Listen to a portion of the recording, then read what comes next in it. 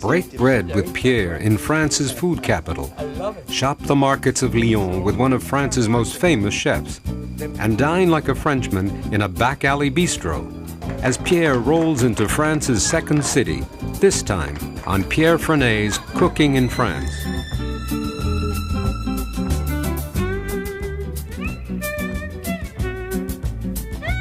Pierre Franey's Cooking in France is made possible by the Grand Marnier Foundation, proud to support public television, and by Carillon Importers Limited, fine beverages in the spirit of quality.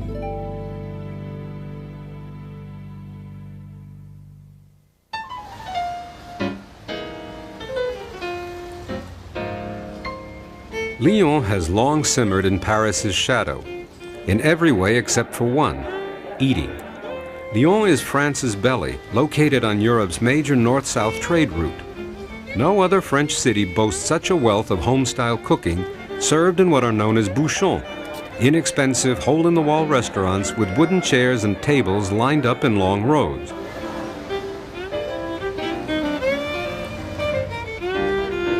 Pierre had come to Lyon to catch up with an old friend, Jean-Paul Lacombe.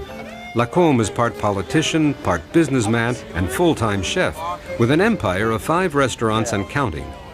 The two buddies were crossing the River Saône on their way to a morning of market hopping. First stop was Lyon's outdoor vegetable mecca, the Marché Saint-Antoine.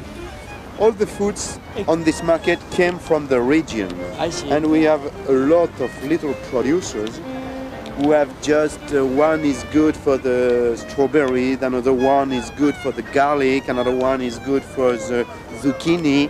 And we go with my boys from Léon de Lyon, my chef or myself. Since 20 years, we go on this market nearly every day. But when I was a little children, my father bring me here. Yeah. It's a very long time and it's very near of Léon de Lyon. So, you don't want to pick up the phone and call the purveyor, you want to see it before you buy it, huh? Yes, sure, but it's important to know the people who make the produce. It's important to know the face and the hand. When you check the hand, you know that he's a good man. And you want to feel it and you want to smell it? Sure. I think it's important. I think it's right. And it's for the market. And you feel it. Yeah, well, yeah, I want to feel How that. do you call that? Ça fait le velours. It's like velvet. Like velvet. And if you don't go to the market, you can't find this kind of produce, tout simplement.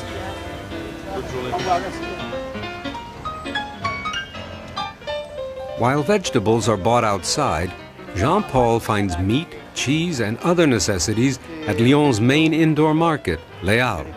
Amid the jumble of stalls, arranged in no particular order, Pierre stopped often to meet Jean-Paul's favorite vendors. It seemed as if almost everyone there had known Jean-Paul since he was a little boy. Nowadays, they supply his restaurant. Pierre Franey. Best of all for Pierre was a stop at the charcuterie, the French version of a delicatessen. A good charcuterie leaves no part of a pig untouched, producing such strange-sounding specialties as gratin, friton, rillette, and rillon. Pierre forgot about modern pretensions. Here he was pleased to find the food of his childhood. The best way to No, me, I know. You may be 20 years that you have not eaten that. Remind me my younger days. And since no Frenchman can eat saucisson without bread, Jean-Paul brought Pierre to meet his baker, an entrepreneurial artisan whose baguettes are so good that he supplies all the great Lyon chefs. This is very French bread. I love it. Put a little saucisson or whatever inside, ham, cheese, whatever. I wish you were here. Before heading back to the kitchen, a final pilgrimage to what is perhaps the ultimate cathedral of chocolate and pastry, Bernachon. 75-year-old Maurice Bernachon is an old friend of Pierre's who for more than 4 decades has transformed raw chocolate into the lightest and most delectable desserts imaginable. The two chefs next headed to Léon de Lyon, Jean-Paul's flagship and a Lyon landmark, resembling a sort of luxury bistro. In the restaurant's kitchen, Jean-Paul proposed a leek terrine with goat cheese, while Pierre defended America's food honor. And goat cheese, yes. It's easy to find goat cheese in all over the United States. Yeah. They make it in California, in New York State, in Maine, in Florida, so don't worry about it. There's a lot of goat cheese and a lot of leeks too, you know.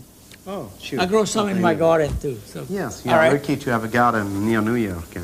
Then, we have the leeks, we have the la cuisson. The stock. Exactement. So you got to have enough chicken broth here to cover the leeks, and you're going to cook them in here. Yes. But, so you put it in, you cook them for about 10 to 15 minutes, or a little longer, it depends. You make sure they cook, right? To be sure they are cooked, you have to put your knife inside like in every vegetable.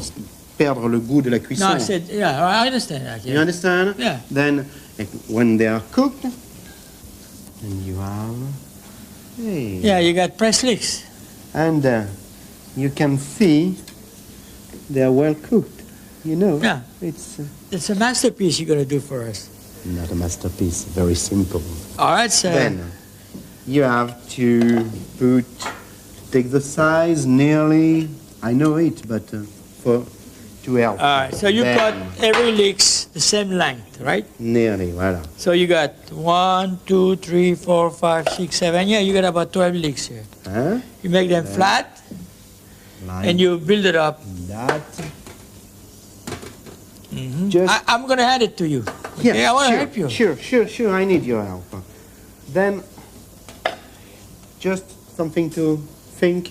If you put all the greens in the same size, it will be not good. So then you have to mix two. Yeah. One. Okay. Green. Yeah. Okay. You brush it. With a little bit of gelatin, right? Very little, just enough to moisten them, to cover it. Then. What is that? La ciboulette. You put some chive over. You have to about la moitié, the half. Tablespoon of chive. The other half would be up. And then you parsley. got the parsley. Simple parsley. Flat parsley and chervil. Cerfeuil. Cerfeuil, chervil, yeah. And after the tomato, about... Tomatoes. That's tomatoes, they've been skinned and the seed removed and diced and smooth. Nearly. Good. Now. Oh, you got some goat cheese, huh? Exactly. You adding the cheese over. That way. Add it, trim a little bit, yeah. Okay. Yeah, okay, it fits. It's good. You could put, you're gonna put more leeks over? Sure, there, and cover. Yeah, okay. You put the rest of... you start all over again? Parsley, chervil, and the chive. All right, that's the chive right here. Okay. And then the leftover tomatoes, which is about 2 to 3 tablespoons, whatever. It's nice when you cut it. Yeah. And then you cover with the rest of the leeks. 1 centimeter too much. Or you put some leeks on each side there. Exactly. To fill up the space between the wall and the cheese. And then you cover with the rest of the leeks. Oh, sorry. Okay, well, you're a perfectionist. You are, no? To be nearly the perfection. Okay. Well, you have to build that very slowly and cover it properly, yeah? You need not too much time. Yeah, well, it takes time, you have to do things, but... I think you use... Those leeks, they're very large, so you didn't use the 10. You use about 6 leeks. You want to fill that up anyway, it doesn't matter the amount you use, but as long as it's covered. You use very little gelatine here. So you're going to But use... it's very strong gelatin. Yeah. Then we have a special Yeah, you want to cover that over. just on the And curve. this is when you're going to press it, right? What do you do? You cool it off Half a day in the refrigerator. in the refrigerator Yes. overnight. Then maybe if we are lucky, it will be good. Lucky Jean-Paul. Oh, it drops.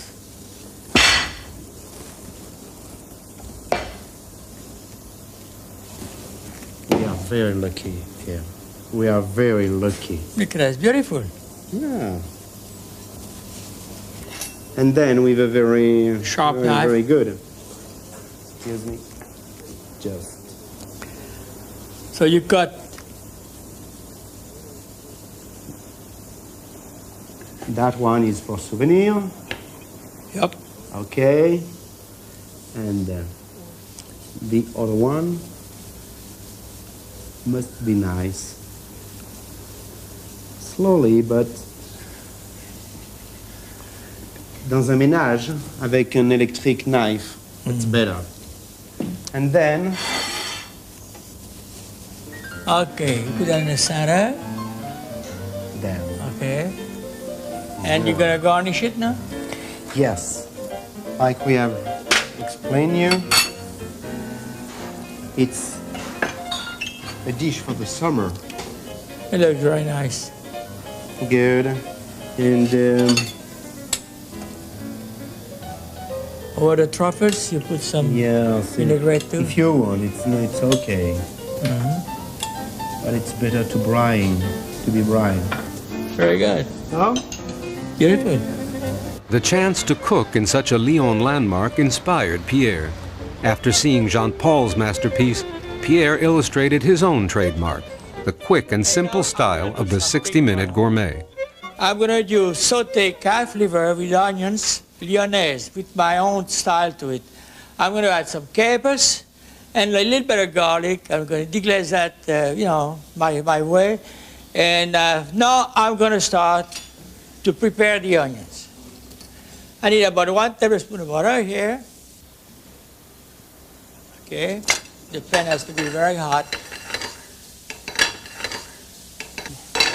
And we chop for onions. I got about 1.5 cups of onions here. Okay, they're very tiny onions, you could see. A little bit of salt and pepper. Very little, you put as much as you want. But, it's a question of taste. Those onions, they have to cook slowly. They don't take long, they're very tender, about 5 minutes. So here, I love that stove, it's a great stove. I call that piano because you could move pans around.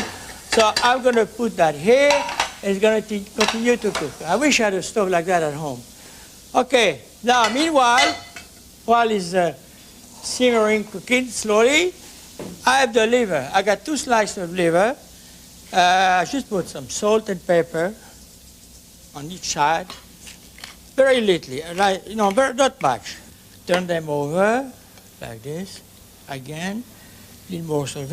Like I said again, very little salt.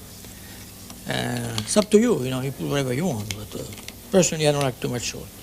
I'm going to dredge that in flours. I'm going to remove the excess of it, not much. And this is what's going to help to give a color to it, Then I'm going to cook the liver at a high heat.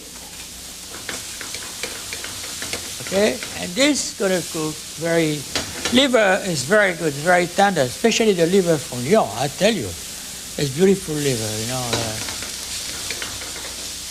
Here, I got my onions. I'm going to add some capers to it. A little bit of garlic, not much, about a 1/4 teaspoon. You put as much as you want. Okay? I'm going to put that on the side here. And I'm going to add some little bit of rosemary here, a few drops of rosemary. The liver is cooking very nicely. We cook it very lightly. You cook it to the doneness. It could be done. I like it medium rare. You see, look at that, how beautiful it is. See that flour really helps. And this, on that side, you cook it very, very lean. Okay, this is done. I'm going to put one slice of liver. See, right here what's happening?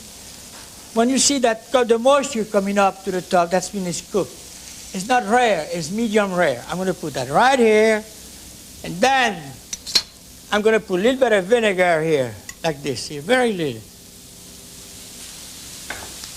And just saute like this. And I remove it. I'm going to put a little bit of onions over. You know, very little. You don't need much. With a little butter around, you know. And then I put my radishes on both sides, the garnish.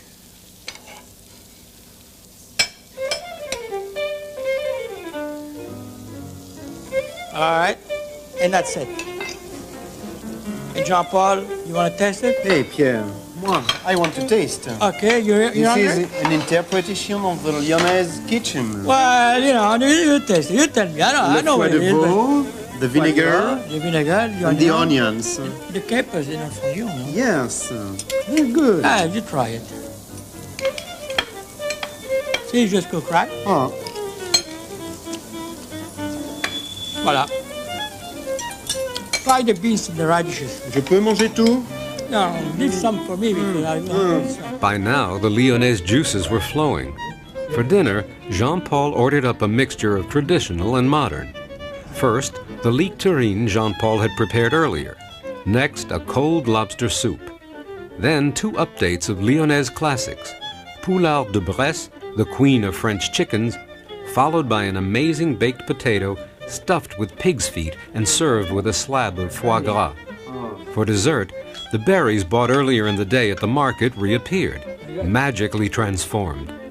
As the chefs finished off a full day, they made plans for what was to come. Next morning, Pierre left the Hotel Plaza République early. Just across the street from the old city hall, he joined Jean-Paul and friends at the bistrot en face for an unusual breakfast, a machon, the traditional mid-morning meal eaten by silk workers some 100 years ago. Featuring what the French refer to as les abats, cow's intestines, pig's snouts, and lamb's feet, the machon was meant to keep the workers who had been on the job since 5 a.m. going strong. Pierre himself was going strong. He loved every bite. I want to make a toast. After a breakfast like that, not even Pierre could eat before evening. On this, his final night in Lyon, Jean-Paul took him to the infamous Rue Mercé. Once the city's red light district, nowadays it's a closed-off pedestrian stretch and a hotspot for dinner and drinking. Pierre and Jean-Paul made the rounds, including a stop at the Bistrot de Lyon, which before its present incarnation housed a brothel. Pierre was on a roll. The nightlife, the food and the drink left him feeling good and wishing that he would never have to leave Lyon. But early next morning, Pierre drove south. Just below Lyon, the industrial suburbs suddenly turn into rich farmland. This is the Rhône Valley, a fertile region that produces some of France's most sumptuous fruits and vegetables. The road from Lyon to the Riviera runs through Pont de l'Isère. For years, hungry vacationers on their way to the beaches have stopped in this market city. On such a busy road, Michel Chabran's restaurant hardly looks like one of the best in France. But it's no secret to those in the know that inside blossoms an oasis of calm, beauty, and superb cooking. Years ago, Chabran had cooked for Pierre at his home in New York. So it was just like old times as Michel showed Pierre a recipe for a country-style lot known to Americans as monkfish. Okay. We have a lot of monkfish in the USA, and I want the American people to know what you're doing here. Okay, All no right, show problem. me what do we need. Yes. In first time, you have a monkfish and about 800 grams. Well, it's about 2 pounds, yes. Okay. You put that on both sides, Yes, I'm going I to turn it yes. for you. Thank you. On both sides? That's good. All right, now you put the You are a pepper. good chef, huh? Okay. On both sides, I keep on fish. All right, okay, that's all. It's okay. All right, so we're gonna cook it now. You're gonna cook it now. Thank you. I put on the top of the monkfish because it's roast, very brown. On both sides. Yes. Okay. It's got to be lightly brown. You don't want to brown it too much, right? Yes, burn too much. Yes. You look at because it's very curved. You almost look alive Yes. on the pan. Yes, good. It makes a big difference when you cook with fresh fish. You know? And now You agree to that, right? Yes. And the fish, but it's very fresh. Yeah, it's curved. It's okay? curling, It's not yeah. flat. It's not flat. Yeah. Yeah, it's curling. It's getting Yeah. round. The top. Yeah. Get back to its original shape. Yeah. Now just a little brown, but when I put after on the oven, it's good. Yeah. Okay. Then what do you do? So what do you add? now I put the onion. Like 1 cup Yes. of diced onion. Then 1 cup of onion. Yeah, about a quarter of an inch diced. And 1 carrot. cup of carrots cut about the same way. Yeah. And I put 5 pieces of garlic. Part garlic clove with a skin on. With the skin 5. on. Yes. Yeah. And okay. All right. Yeah. So you simmer you let it there. I think it gets wilted. It has to be wilted. Yes. You don't yes. want to burn the onion. Yes. You don't want to burn the garlic. Yes. And I put 1 cup This is a dry white wine of your country. of the country. Yes. Okay. Yeah. And after, yes, That's I a put pig one. rice. Yes, 1 cup. 1 cup. No, 3/4 cup. 1/4 cup. All right. Hey, you're getting to the American measure, huh? Yes, it's good. Huh? Okay, it's good. And that is finished, and I put. So you after- simmer it for a while, Yes. and then you're going to put it in the oven. Yes. What temperature the oven has to be? In France, 220. 220, Yes. It's very hot. It's about 425, 430 Yes. degrees. This one because it's not too big, and on oven at about 3-4 minutes. Okay. So you think the fish is ready? It's ready now. It's finished. All right, but okay, good. Yes. Now. So show me what you're going to do now. It comes out from the oven. Yes, it's finished on the oven. Now the fish is good. I put on the plate just for On the presentation. serving platter to present. Yes. All right, and you put all the garnishing with it. Okay, show Yes. me. Okay. Okay. It's good. But now I finish the sauce. Yeah. I put. Show me what you do Yes. to finish the sauce. Yes. You bring it to a bowl again, huh? Yes. Okay. And you're adding some olive oil, Just some olive oil. and you shake your pan Yes. like this. You bind it together, Yeah. and that's it. You're gonna stir it a little bit. Voilà, just for You blend it together. yes. Olive oil is a bit butter or olive oil because olive oil is better for tasting and Yeah. is more light. And you got enough olive oil here anyway. Yeah. With very nice. It says binding together. Very good. Yeah. Do you think I like to taste? See what Yes. the flavor is. Yeah, But okay. you know, You want taste now? no, but you taste it yourself. Okay. Tell me, that's your dish, you know? Okay. Tell me if you think it's reduced enough. Yes. You tell me all this, you know? Whatever you say, I agree with you because I know you're a master. Yeah. All right. For me, it's okay. I agree. It's okay. It's good. Right no now. more salt, no more pepper. All right. It's finished. Right. Okay? It's good? Okay? Okay. All right, finish it. Yes. So you put all the carrots Yes, good. and the onions and the garlic. Garlic. Oh, that's More fine. garlic. I love garlic Yes. cooked that way. you It's know. very good. It's very, it's not too garlicky when it's cooked that way. Yeah. So you put everything around? Now it's finished. I put just on the top for decoration. Whatever. Parsley, the fried You know, parsley. the parsley is very crisp. Yes, I very think it's crisp. gonna have some nice texture to it. Yes. By now, the last patrons were finishing up lunch, and Michel and Pierre finally sat down. The garden setting matched Chabrin's cooking, mixing hearty northern flavors and butter with southern touches and olive oil. Lunch started with a lobster and pig snout salad, a terrine of foie gras and artichoke, and a main course of Michel's monkfish, not the country-style recipe, but a more refined version. For a powerful finish, the kitchen flambéed the famous local peaches in Grand Marnier. But there was little time to linger because just across the street, Pont de l'Isère's giant fruit and vegetable market was about to come alive. Every Monday at the stroke of 5:30, buyers stampede through in search of the best produce at the best prices. It's a harmless but fun form of mercantile aggression, the difference between shopping by the pound and buying by the ton. Kind of busy this place, but I love the atmosphere. This is France. This is why we are here, to show you what it is. This is France. Voila.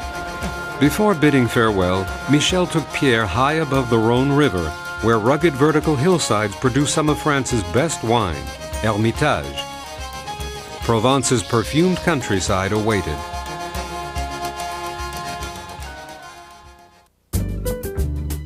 The recipes from today's show and from the entire series are contained in the companion cookbook Pierre Franey's Cooking in France. To order, call the toll-free number on your screen. The 336-page volume, complete with color photos, contains over 150 easy-to-follow recipes. The price is $30 plus shipping and handling.